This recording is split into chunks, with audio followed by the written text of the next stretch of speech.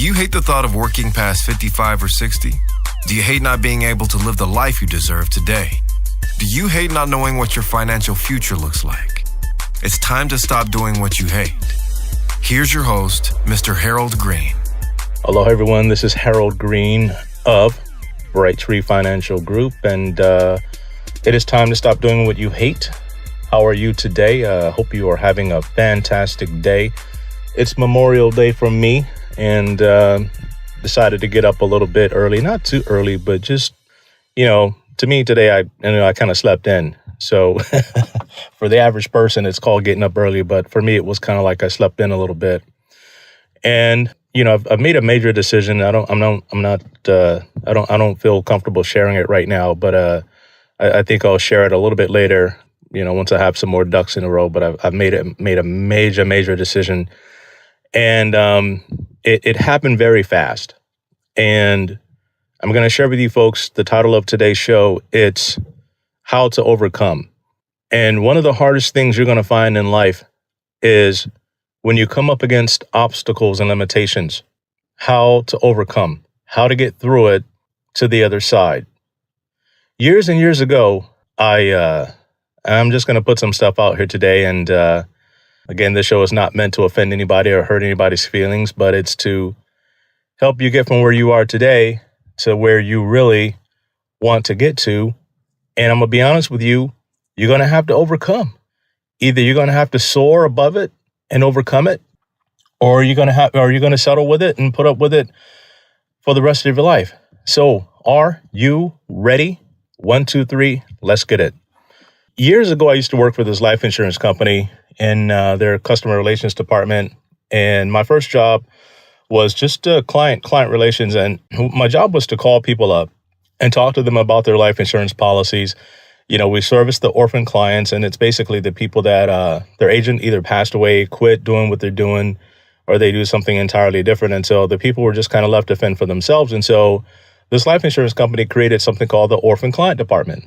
And, it's a tough name, but it's people that were just left, people that were abandoned. And they didn't know who else to go to. And so the life insurance company created this department. And, I got hired in that department to help take care of these people. And it was hard because I would call people up and they were sold these life insurance policies that were decent policies, but the agents had lied to them in regards to how these policies were supposed to be performing. And it didn't go too well. I got cursed out. I got yelled at, because for me, I was just an extension of the company. So I took the brunt of it. I mean, they put it all on me. And so, because I was the first point of contact. So I had incoming all the time. And, I had to get some thick skin. That job, along with being a telemarketer when I was a teenager, that job helped me grow some pretty thick skin. And it helped me deal with rejection. It helped me deal with just the nastiness of human nature, how nasty people can be when things don't go their way. It was bad. And so my coworker, who was kind of one pay grade ahead of me in a different position, his job was actually to go out there and meet with the people one-on-one. So it was so hard. He just said, you know what, Harold, I'm not going to do this no more. So he quit. He said, you know what, why don't you take the job? You're pretty good at this. So I took the job, and it paid me double what I was making. And so I had to go out and talk to these people. And interesting enough, it was some very, very interesting people that I got a chance to talk to. Some of them were doctors, lawyers. It was some of who's who that had bought these life insurance policies that no longer had an agent. And so I had to go out there and talk to these guys. And I remember one day, I kid you not, I went out to see this doctor. He was an optometrist. And he was one of the nastiest people I had ever met. I mean, he was just downright mean. He looked so down on me and said some ridiculous things. And I said, God, you know what? I said, I don't want to keep doing this with these people. I don't want to do that with these people. And I said, it was something about the kind of position that I wanted didn't exist. The kind of things that I wanted in life in terms of a career, in terms of a job or whatever it was, those things did not exist. So I'm driving downtown Honolulu, and the Lord specifically spoke to me and said, if it doesn't exist, create it, because that's what I did. And that thing hit me like a ton of bricks. If it does not exist, created.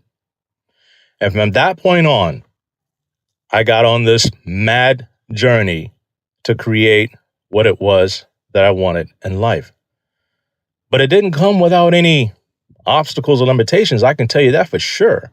I had plenty of obstacles and plenty of limitations. And so one of the things that I started doing was I started coming out with these positive confessions. You guys call them affirmations or whatever you might want to call them, brainwashing techniques or whatever. So one of the ones I wrote down on my paper is, because I trust in the Lord, He causes me to soar and overcome all obstacles and limitations. And that has been one of my mantras for a very long time. Every time I come up against some kind of situation, I go back to that over and over and over again. And what it does is it does a couple of things for me. Number one, it helps me understand that there is a path forward. There is a path forward. There's a way over this. I just can't figure it out right now. I can't see it right now. But because of this thing that I say to myself over and over and over again, guess what my mind begins to do? My mind begins to figure a way out. Now, sometimes it doesn't line up with how I feel. And I'm going to tell you that straight up. Sometimes the answer to your problem to overcome is not a comfortable one. You may hurt some people's feelings. You may make some people upset with you. But the question is simply this: do you want to be an overcomer or an underwhelmer? You can either be an overcomer or an underwhelmer. And what do I mean by that? It's basically a mindset, because it takes courage to overcome. It takes courage to overcome.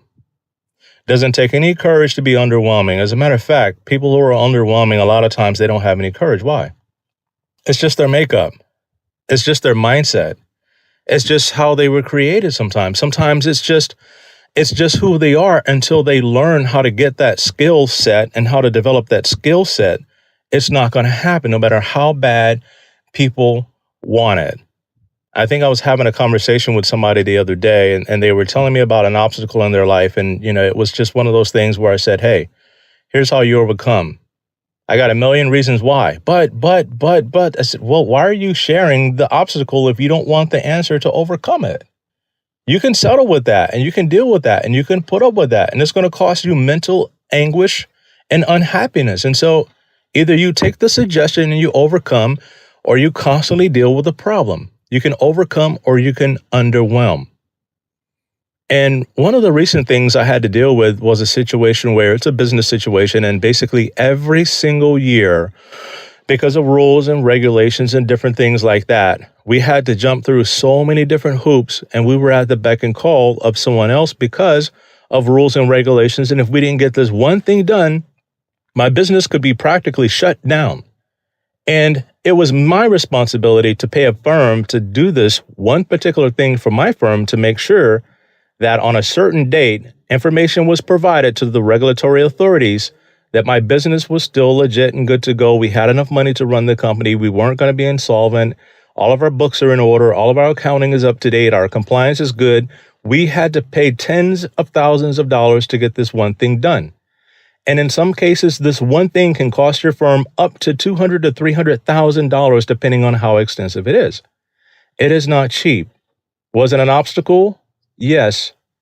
But I figured out a way to overcome the obstacle. And I'll share with you guys what that was later on down the road. Now, here's the thing about overcoming obstacles and challenges and limitations. The rewards are phenomenal. The rewards are multifaceted. There's more and more benefits than you can ever imagine when you come through and you overcome and you come out on the other side. But you're going to have courage in order to do so. Either you can overcome or you can underwhelm. And I just wanted to share this with you guys today because I know there's so many people that are facing a lot of different challenges right now.